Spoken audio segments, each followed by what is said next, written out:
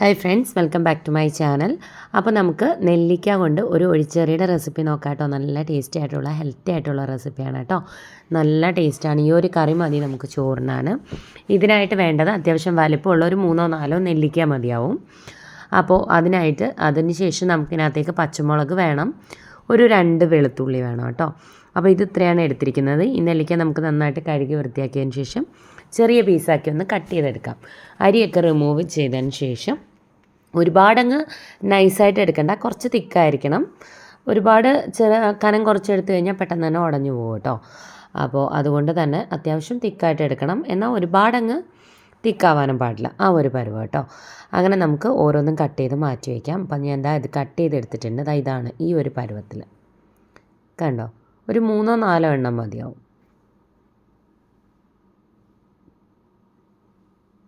ഇതിലേക്ക് നമ്മളുടെ എരിവിനനുസരിച്ച് വേണം കേട്ടോ പച്ചമുളക്. നിങ്ങൾക്ക് എരിവ് എത്രത്തോളം വേണോ അതിനനുസരിച്ച് പച്ചമുളക് ചേർത്ത് കൊടുക്കുക. കറിവേപ്പില വേണം, ഒരു 2 വെളുത്തുള്ളി, അത്രയും മതിയാവും കേട്ടോ. ഇനി നമുക്കൊരു പാൻ എടുക്കാം. ഇതിനകത്തേക്ക് നമ്മൾ ഈ കട്ട് ചെയ്ത് വെച്ചിരിക്കുന്ന നമ്മുടെ നെല്ലിക്ക ചേർത്ത് കൊടുക്കുക കേട്ടോ. അപ്പം അതിലേക്ക് കട്ട് ചെയ്ത് വെച്ചിരിക്കുന്ന നെല്ലിക്ക, അതുപോലെ തന്നെ 2 വെളുത്തുള്ളി, പച്ചമുളക്, കറിവേപ്പില, ഇത് ഇത്രയും കൂടി നമുക്കിതിലേക്ക് ചേർത്ത് കൊടുക്കാം. ഇനി നമുക്കിതിനകത്തേക്ക് ചേർത്ത് കൊടുക്കുന്നത് വേവാൻ ആവശ്യത്തിനുള്ള വെള്ളമാണ്. വെള്ളത്തിൻ്റെ അളവ് ഒരുപാട് കൂടരുത്, അത് പ്രത്യേകം ശ്രദ്ധിക്കുക. വേവാൻ ആവശ്യത്തിനുള്ള വെള്ളം മാത്രം ഒഴിച്ചു കൊടുത്താൽ മതി.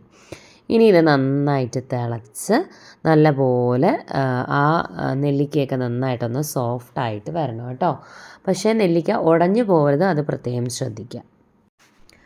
അപ്പോൾ ഇതിനകത്തേക്ക് നമ്മൾ ഉപ്പിട്ട് കൊടുത്തിട്ടില്ല, അതിലേക്ക് ആവശ്യത്തിന് ഉപ്പ് കൂടി ഇട്ട് കൊടുക്കുക. അപ്പോൾ ഇനി ഇത് നന്നായിട്ട് തിളച്ച് വെന്ത് വരട്ടെ. നന്നായിട്ടൊന്ന് ഇളക്കി കൊടുക്കണം കേട്ടോ. ഒന്ന് ഇളക്കി കൊടുക്കുക. ഒരു 2-3 നെല്ലിക്ക ഉണ്ടെങ്കിൽ നമുക്ക് പെട്ടെന്ന് തന്നെ ഉണ്ടാക്കിയെടുക്കാം കേട്ടോ. നല്ല ടേസ്റ്റി ആയിട്ടുള്ളൊരു കറിയാണ്. എത്ര വേണമെങ്കിലും നമുക്ക് ചോറ് കഴിക്കാൻ പറ്റും. നല്ല ടേസ്റ്റാണ് കേട്ടോ. ആ നെല്ലിക്കയുടെ ആ ഒരു ഫ്ലേവറൊക്കെ നന്നായിട്ട് ഇറങ്ങിയിട്ട് നല്ല ടേസ്റ്റി ആയിട്ടുള്ള റെസിപ്പിയാണ്. വെളുത്തുള്ളി ഒഴിവാക്കരുത് കേട്ടോ. വെളുത്തുള്ളി ചേർത്ത് കൊടുക്കാൻ മറക്കരുത്. എന്ന് കരുതി ഒരുപാട് അളവ് കൂടരുത്, അത് പ്രത്യേകം ശ്രദ്ധിക്കുക. ചെറുതൊരു 2 എണ്ണം അത്രയും മതിയാവും. ഇതിപ്പോൾ നന്നായിട്ട് തിളച്ച് നമ്മുടെ നെല്ലിക്കയൊക്കെ ഒന്ന് വെന്ത് വരുന്നുണ്ട്. ഉടയരുത്, നന്നായിട്ട് വേവണം. ആ ഒരു പരുവമാണ് കേട്ടോ.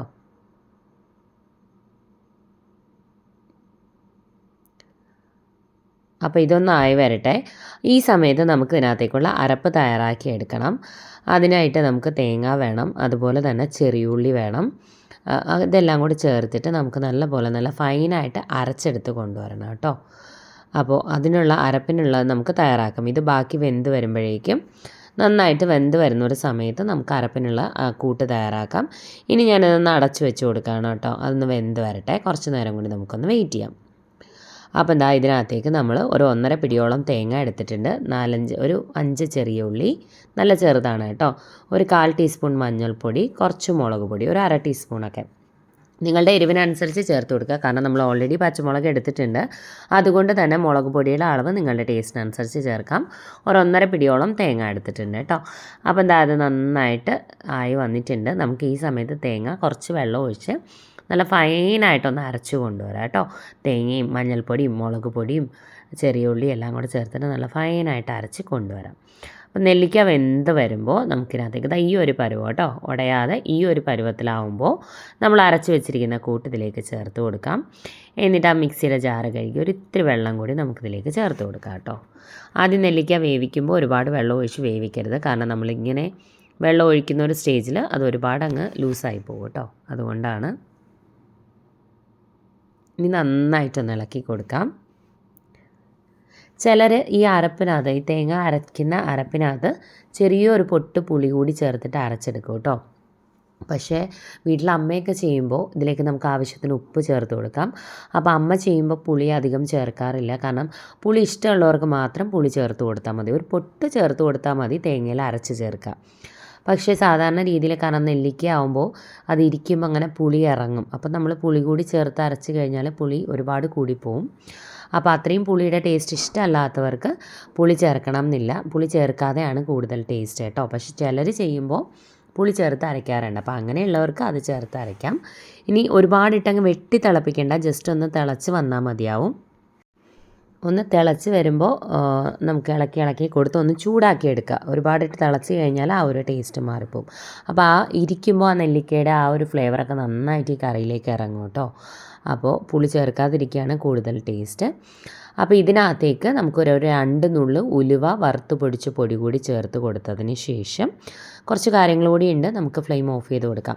ആ തേങ്ങയുടെ പച്ച അരപ്പിൻ്റെ ടേസ്റ്റ് ഒന്ന് മാറണം. ആ റോ ടേസ്റ്റ് ഒന്ന് മാറിക്കഴിയുമ്പോൾ ഒരു 2 നുള്ള് 1-2 നുള്ള് ഉലുവാപ്പൊടി കൂടി ചേർത്ത് കൊടുത്തതിന് ശേഷം ഞാൻ ഫ്ലെയിം ഓഫ് ചെയ്യാണ്. നന്നായിട്ട് ഇളക്കി യോജിപ്പിച്ച് ഫ്ലെയിം ഓഫ് ചെയ്ത് കൊടുക്കാം ഉലുവാപ്പൊടി ചേർത്തതിന് ശേഷം. ചൂടാവാനേ പാടുള്ളൂ. ഒരുപാട് വെട്ടി തിളച്ച് കഴിഞ്ഞാൽ ടേസ്റ്റ് മാറും. അപ്പോൾ അതൊന്ന് ഓഫ് ചെയ്ത് മാറ്റി വെച്ചു. ഇനി പാൻ വെച്ചിട്ട് വെളിച്ചെണ്ണ ഒഴിച്ചു കൊടുത്ത് വെളിച്ചെണ്ണ ചൂടാകുമ്പോഴേക്കും കടുകും 5-6 ചെറിയ ഉള്ളി കനം കുറച്ച് വട്ടത്തിൽ അരിഞ്ഞതും അതൊന്ന് മൂത്ത് വരുമ്പോഴേക്കും ഒരു 2 വറ്റൽമുളക് 2ആയിട്ട് കട്ട് ചെയ്ത് കൂടി ഇട്ട് കൊടുത്തിട്ട് നമുക്ക് നന്നായിട്ടൊന്ന് മൂപ്പിച്ചെടുക്കാം. സാധാരണ രീതിയിൽ നമ്മൾ കടുക് വറുക്കുന്ന ഒരുവിധം എല്ലാ വീഡിയോസിലും നമ്മൾ ചെയ്തിട്ടുണ്ട്. അതേ രീതി തന്നെ കേട്ടോ, വെളിച്ചെണ്ണയിൽ തന്നെ ചെയ്യുക. അപ്പം ചെറിയ ഉള്ളി ഒരു 5-6 ചെറിയ ഉള്ളി കനം കുറച്ച് വട്ടത്തിൽ അരിഞ്ഞെടുത്താൽ മതി. ഇനി നന്നായിട്ടൊന്ന് മൂപ്പിച്ചെടുക്കണം. അപ്പോൾ മൂപ്പിച്ചെടുത്ത ആ ഒരു കൂട്ട് നമ്മുടെ കറിയിലേക്ക് ചേർത്ത് കൊടുത്തു. അപ്പോൾ വറ്റൽമുളക് നമ്മൾ ആദ്യം തന്നെ ചേർത്തിട്ട് ഉള്ളി ചേർത്ത് കൊടുക്കരുത്. കാരണം ഉള്ളി മൂത്ത് വരുമ്പോഴേക്കും വറ്റൽമുളക് ഒരുപാട് മൂത്ത് പോവും. ഉള്ളി ഒന്ന് മൂത്ത് വരുന്ന സ്റ്റേജ് ആകുമ്പോൾ വേണം നമ്മൾ വറ്റൽമുളക് ചേർത്ത് കൊടുക്കാൻ. ഇനി നമ്മൾ ഈ കറിയുടെ ഫ്ലെയിം ഓണാക്കുകയൊന്നുമില്ല. ഓഫ് ചെയ്ത് വെച്ചതിലേക്കാണ് നമ്മൾ താളിച്ച കൂട്ടും കൂടി ഇട്ട് കൊടുക്കുന്നത്. അപ്പം ഇതാണ് എൻ്റെ ഒരു കൺസിസ്റ്റൻസി. ഒരുപാട് തിക്കാക്കി എടുക്കരുത്, ഒരുപാട് അങ്ങ് വെള്ളം പോലെ ആക്കരുത്. എന്നാൽ ഈ ഒരു പരുവായിരിക്കണം കേട്ടോ. ഇതാണ് എൻ്റെ ഒരു കറക്റ്റ് കൺസിസ്റ്റൻസി. കണ്ടോ, ഇത്ര നെല്ലിക്ക കൊണ്ട് നമുക്കൊരു 3-4 നെല്ലിക്ക എടുത്തിട്ടുള്ളൂ ചെറുത്. അപ്പോൾ അതുകൊണ്ടാണ് നമ്മളിത് ഇതുപോലൊരു കറി ഉണ്ടാക്കിയെടുക്കുന്നത്. നല്ല ടേസ്റ്റാണ് കേട്ടോ ചോറിൻ്റെ കൂടെ കഴിക്കാൻ. നല്ല ചൂട് ചോറും ഈ ഒരു കറി മാത്രം മതി ചോറുണ്ണാൻ. ആ നെല്ലിക്കയുടെ ആ ഒരു പുളിയും എല്ലാം കൂടി ചേർന്നിട്ട് ഒരു പ്രത്യേക സ്വാദാണ് കേട്ടോ. അപ്പോൾ ഞാൻ പറഞ്ഞ പോലെ ചിലർ പുളി ചേർക്കാറുണ്ട്. ഒരു പൊട്ട് പുളി ചേർത്തിട്ടാണ് തേങ്ങ അരയ്ക്കാറ്. പക്ഷേ വീട്ടിൽ അമ്മ ഉണ്ടാക്കുമ്പോൾ പുളി ചേർക്കാറില്ല. കാരണം ആ നെല്ലിക്കയുടെ ആ ഒരു പുളി തന്നെ നമുക്ക് ധാരാളം. പുളി ചേർത്ത് കഴിഞ്ഞാൽ അത് വേറൊരു ടേസ്റ്റായി പോവും. പിന്നെ പുളിയുടെ ഫ്ലേവറൊക്കെ ഇഷ്ടമുള്ളവർക്ക് ചേർത്ത് കൊടുക്കാം. അല്ലെങ്കിൽ ഈ നെല്ലിക്ക മാത്രം മതി കേട്ടോ. ആ നെല്ലിക്കയുടെ ആ ഒരു ഫ്ലേവറൊക്കെ ഇറങ്ങുമ്പോഴാണ് നമ്മുടെ കറിക്ക് കറക്റ്റായിട്ടുള്ള ടേസ്റ്റ് കിട്ടുക. പുളിയുടെ കാര്യം ഞാൻ പറഞ്ഞാൽ ചിലർ ഇതേ റെസിപ്പി ചെയ്യുന്നവരുണ്ടാവും, പണ്ടുള്ളവരൊക്കെ ചെയ്യുന്നവരുണ്ടാവും. പക്ഷേ അപ്പോൾ അവർ ചോദിക്കും ചിലപ്പോൾ എന്തുകൊണ്ട് പുളി ചേർത്തില്ല എന്നൊക്കെ. അതുകൊണ്ടാണ് ഞാൻ ഒത്തൻറ്റിക്കായിട്ടുള്ള രീതിയിൽ, ട്രഡീഷണലായിട്ടുള്ള രീതിയിൽ ചെയ്യുമ്പോൾ ആ ഒരു രീതിയിലാണ് ചെയ്യുന്നതെന്ന് പറഞ്ഞത്. പക്ഷേ നമുക്ക് അതിൻ്റേതായ മാറ്റങ്ങൾ വരുത്താമല്ലോ. അപ്പോൾ നമ്മുടെ ടേസ്റ്റിനനുസരിച്ച് നമുക്ക് മാറ്റങ്ങൾ വരുത്താം. ഈ ഒരു രീതിയിൽ ചെയ്ത് കഴിഞ്ഞാൽ ആ പുളി ചേർക്കുന്നതിനേക്കാൾ കൂടുതൽ ടേസ്റ്റാണ് കേട്ടോ. അതുകൊണ്ടാണ് ഞാൻ അങ്ങനെ ഒന്ന് എക്സ്പ്ലെയിൻ ചെയ്ത് തന്നത്. അപ്പോൾ എല്ലാവരും ഒന്ന് ട്രൈ ചെയ്ത് നോക്കുക. ട്രൈ ചെയ്തിട്ട് എങ്ങനെയുണ്ടായിരുന്നു ഒന്ന് ഫീഡ്ബാക്ക് അറിയിക്കാൻ മറക്കരുത്.